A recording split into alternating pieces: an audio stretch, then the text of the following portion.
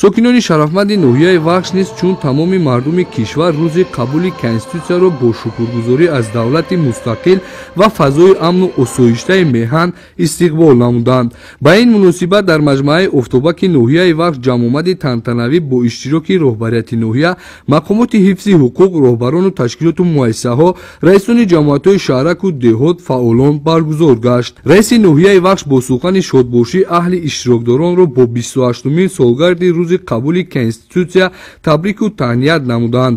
зикр доштанд ки конститутсияи ҷумҳурии тоҷикистон инъикосгари ормонҳои халқи тоҷик буда, барои пойдории ҳокимияти конститутсионӣ, тақвияти рукунҳои давлатдории миллӣ, мушарраф гардидан ба дастовардҳои сиёсию иқтисодӣ ва иҷтимоию фарҳангӣ, ташаккули ҷомеаи шаҳрвандӣ гуногунандешӣ заминаи мусоид ва боэътимоди ҳуқуқиро фароҳам овард. яке аз зарфиятҳои конститутсияи ҷумҳурии тоҷикистон принсипи башардӯстӣ буда, арзиши олӣ эътироф гардидани ҳуқуқи озодиҳои инсон шаҳодати ин гуфтаҳост. конститутсия ки тамоми қонунҳо аз он сарчашма мегирад, барои пешрафт ва рушди давлат хизмат мекунад ва бахтномаи ҳар як миллат мебошад. конститутсияи ҷумҳурии тоҷикистон воқеан бахтномаи миллати тоҷик аст, зеро он конститутсияи мукаммале ҳаст, ки ба қатори конститутсияҳои беҳтарини давлатҳои дунё аз ҷиҳати ҳифз ва эҳтирофи ҳуқуқу озодиҳои инсон ва шаҳрванд дохил карда шудааст.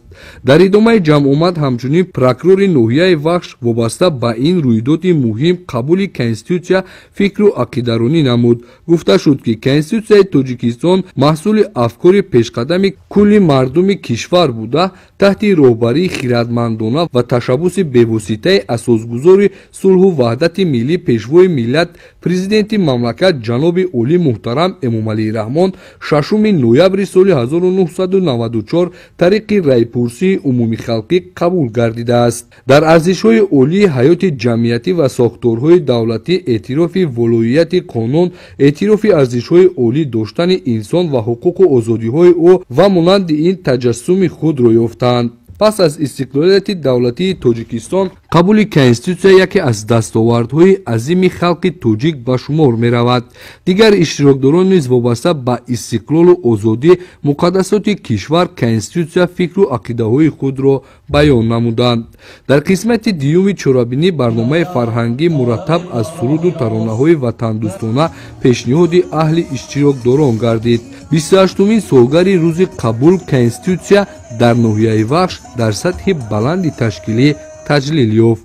маъруфи назри, зубайдуллои қудир, намузали эргаш барои барномаи иттилоотии ахбор аз ноҳияи вахш.